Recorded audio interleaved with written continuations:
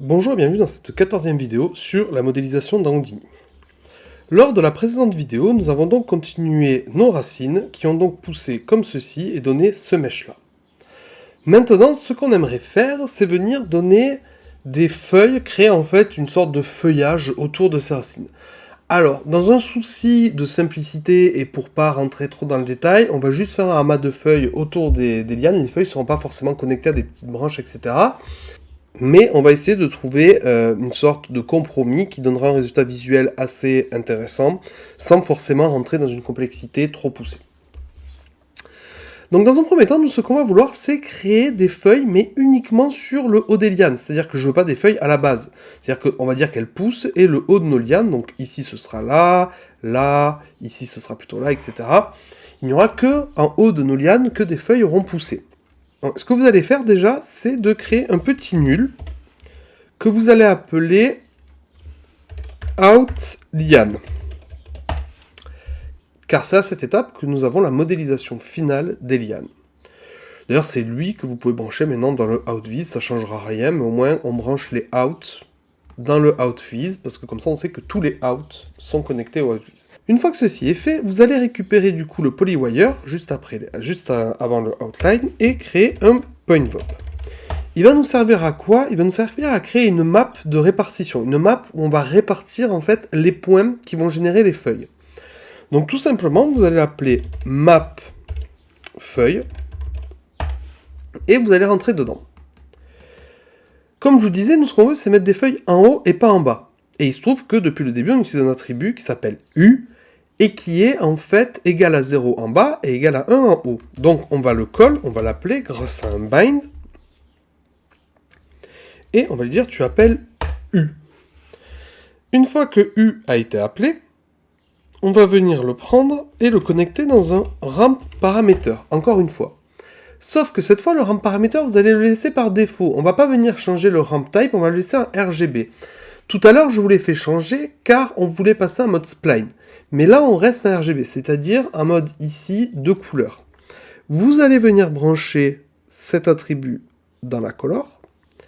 Et là, rien ne change. Pourquoi? Parce qu'on ne l'a pas affiché. Donc on va l'afficher. Et là, vous voyez, donc là, je suis sorti du pointVop, j'ai resélectionné l'attribut de VOP, le pointVop, et je l'ai sélectionné, je l'ai visualisé. Et là, vous voyez bien que c'est en noir en bas et en blanc en haut. Et grâce à ce ramp-là, on va pouvoir venir changer la couleur comme on l'entend. C'est-à-dire que, est-ce qu'à la base, c'est noir, est-ce qu'à la pointe, c'est blanc, etc., etc. Donc moi, je vais essayer de faire un petit dégradé comme ça. On va même plutôt monter encore un petit peu plus haut, voilà. Quelque chose dans ce goût-là. Et donc maintenant, on va pouvoir créer un scatter, donc à la suite du pointVop. Et ce scatter, on va faire quelque chose qu'on n'a pas fait avant. C'est-à-dire qu'on va cocher le density attribute. Là, il va vous mettre un message d'erreur parce qu'il va dire moi, j'ai pas d'attribut qui s'appelle density. Donc, il y a un problème. Vous allez aller dans la petite liste ici et vous allez sélectionner color. Pourquoi? Parce qu'en fait, on va lui dire tu vas utiliser la couleur comme densité. Au lieu d'utiliser un attribut, lui, il recherche un attribut densité, il ne le trouve pas. Mais on lui dit tu ne cherches pas l'attribut densité, tu vas chercher color. Donc, vous cliquez sur cette flèche et vous cliquez sur color. Si vous ne voulez pas faire comme ça, vous pouvez juste taper C majuscule, D minuscule dans density attribute, ça fonctionnera très bien. Et là, regardez donc ce qui se passe. Plus c'est blanc, plus il va me créer de points. Plus c'est noir, moins il va me créer de points. Et maintenant, par exemple, si je retourne dans mon pointVop, regardez, si je change ma map comme ceci, je peux choisir en fait de générer des points plus ou moins bas. Donc nous, on va rester comme ça. Voilà. Et maintenant, on va créer en fait plus de points autour de ces points. Je m'explique. Pour l'instant, vous voyez, mes points sont parfaitement collés aux courbes. Si j'affiche mes courbes en template et mes points en display, on voit bien que mes points sont parfaitement collés aux lianes, mais nous, ce qu'on aimerait, c'est en fait avoir une sorte de amas de feuilles autour des lianes. Donc pour ce faire, on peut passer par un point replicate. Vous passez par un point replicate, vous l'affichez, et là, vous voyez, ça me crée le point replicate. Qu'est-ce qu'il fait? Il crée des points autour des points. C'est-à-dire, vous voyez là, point par point, c'est-à-dire pour chaque point, il va me créer 100 points autour.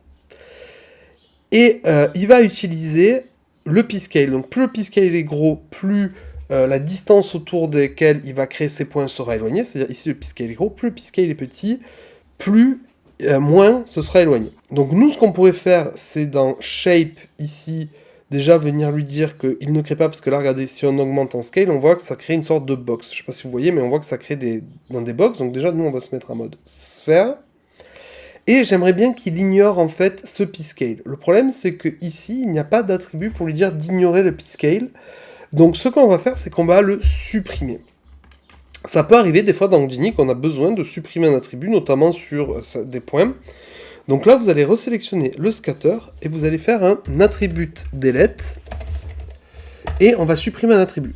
Pourquoi? Parce qu'en fait, vous allez voir, vous le connectez ici et on va lui dire dans les point attributes, parce que le p-scale est un attribut de point, parce qu'on l'a créé avec un point vop, donc le point vop crée des attributs sur les points. Et on lui dit, tu me supprimes l'attribut p-scale. On tape entrée et vous raffichez le point replicate. Et regardez maintenant, la répartition est homogène, avec et sans. Et maintenant, on va pouvoir du coup réduire plutôt la taille, le mettre dans le outVis temporairement pour visualiser à peu près ce que ça fait. Et là, vous voyez, on a la sensation qu'il a créé des feuilles autour et on a quelque chose d'assez intéressant en termes de forme, je trouve. Donc, ce qu'on va faire à la prochaine vidéo, c'est que nous allons convertir en fait ces points en feuilles, mais vous voyez que déjà, là, on a quelque chose qui fait la blague, on a des lianes qui ont poussé autour d'une tour avec leurs feuilles. Voilà, j'espère ne pas vous avoir perdu, donc je résume. On a créé une map sur les lianes, on a réparti des points sur ces lianes grâce à la map. Pour utiliser la map de couleur, on a bien coché Density Attribute et on a écrit CD ici. On a supprimé l'attribut p-scale parce que, avec l'attribut p-scale, les feuilles seraient plus ou moins loin de la liane selon l'attribut p-scale. Donc on l'a supprimé pour que toutes les feuilles soient à égale distance, soient aussi loin des lianes qu'elles soient en haut ou en bas. Ce qui donne un côté plus homogène aux feuilles et qui est plus sympa. De toute façon, regardez, vous voyez le point replicate ici. Si je supprime l'attribut delete, ça donne un résultat qui n'est pas très intéressant. On peut afficher le outVis pour voir, vous voyez, c'est pas terrible. Donc avec l'attribut delete, ça supprime et comme ça on a vraiment un amas de feuilles et ça donne quelque chose de un peu plus intéressant. Ensuite, on a fait le point replicate. Du coup, le point replicate, tout ce que j'ai fait, c'est de le mettre en mode sphère, pas en mode box, parce que vous voyez, en mode box, ça donne un côté un peu bizarre. On voit que ça s'est réparti dans un cube. Donc je me suis en mode sphère. Dans la quantité, vous pouvez augmenter ou diminuer. Moi, j'ai laissé par défaut à 100. On pourrait aussi lui mettre du noise. Du noise, c'est juste lui mettre un petit peu d'aléatoire. Vous voyez, j'augmente le noise, j'augmente la fréquence aussi. Et je peux augmenter l'amplitude. Ce qui fait que, regardez, si j'affiche lui, j'ai rajouté un petit peu de noise dans la répartition. C'est-à-dire qu'elles vont être un petit peu turbulentes. Enfin, ça va être un petit peu... il va y avoir plus de variations dans le placement. Honnêtement, moi, je préfère 100 qu'avec. Donc, je vais laisser 100. Mais si vous voulez rajouter du noise, vous pouvez en rajouter, il n'y a aucun souci. Et donc, dans la prochaine vidéo, nous allons voir comment convertir ces points en feuilles, et ensuite, nous allons pouvoir enfin mettre des couleurs un peu à tout ça.